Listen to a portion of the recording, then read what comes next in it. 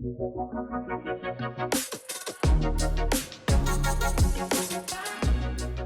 afternoon, everyone. My name is Chris Luke.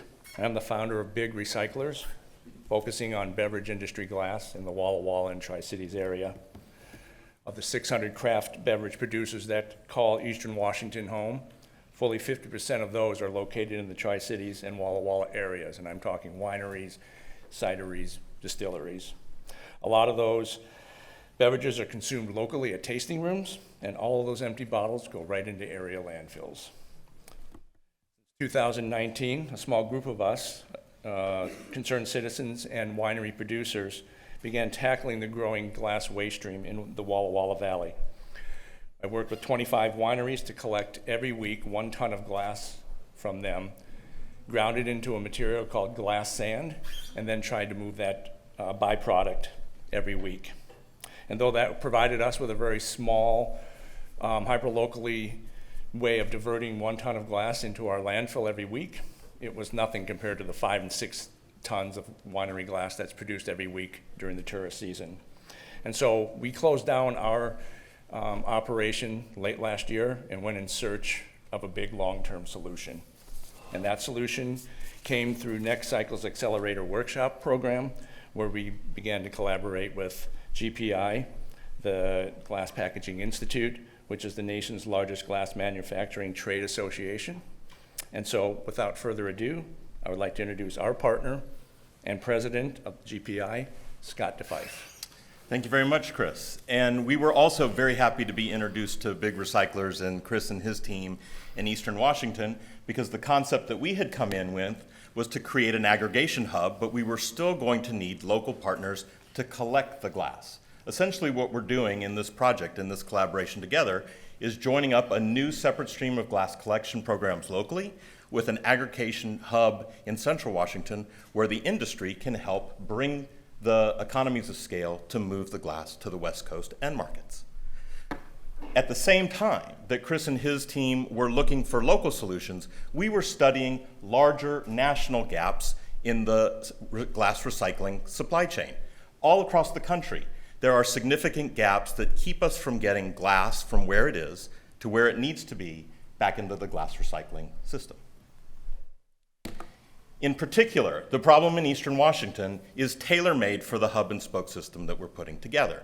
There is a large concentration of glass users, commercial glass, in addition to residential, but we're starting with commercial because that is a largely unregulated system that has non-commingled, less contaminated material. And nearly 25% of the glass nationally is in some of your favorite beverages, alcoholic beverages, beer, wine, spirits of that nature, and then also food is 25%. But if we can collect the glass separately from commercial venues and move it, we can avoid the contamination that befalls a lot of the residential glass.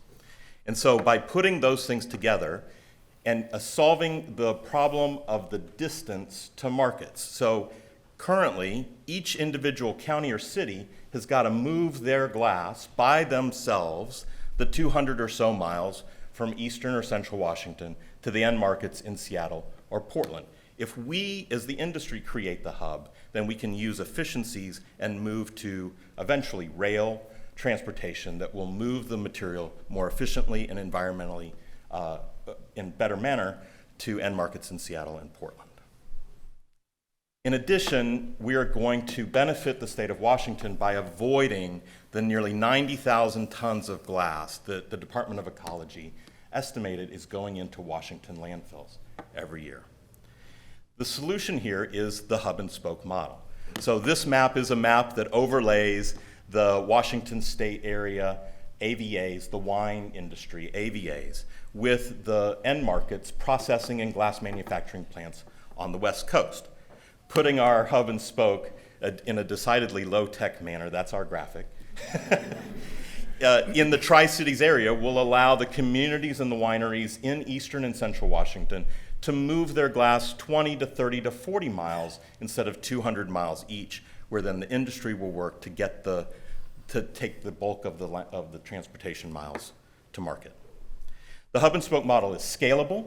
It allows us to start spokes and then scale up with more spokes And then in addition, we have a low-cost barrier of entry hub that we've identified this past week with a local hauler in the Tri-Cities area that allows us to get started sooner. But we've also identified a growth area where we can locate our own property on rail access and barge access for the future that we can grow into. In addition, if the hub and spoke in Eastern Washington works, then we can establish another one in the Central Washington area. So late this year, or last year, we sent out a questionnaire to the 140 wineries in Walla Walla, as well as another 40 hospitality businesses in the valley, and fully 90% of those responses that we got back totally support this hub and spoke idea, as well as paying into a nominal co-op membership to help offset the cost of the spokes that we set up. And a quick growth model early on with just one hub and 2 spokes, Walla Walla and Benton City, where we were meeting with wineries this past week. We can get started with a small collection model that we can then scale up over time to add spokes and then add participants in each spoke.